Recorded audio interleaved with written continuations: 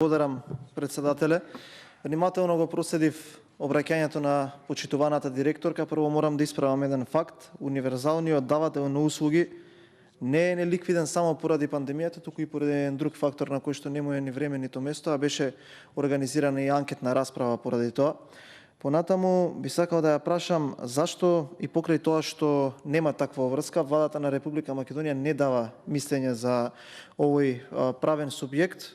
Има други правни субјекти кои што владата исто така нема врска да даде мислење, но сепак се произнесува.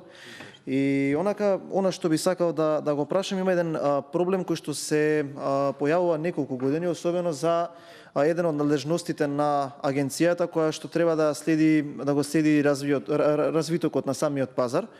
Оние пратки до 20 грама во централните подрачја или во градските подрачја се врши достава преку брза пошта, додека во руралните подрачја таквите пратки ги носи Македонска пошта, со што директно се нарушува принципот на конкурентност и Македонска пошта претрпува загуби.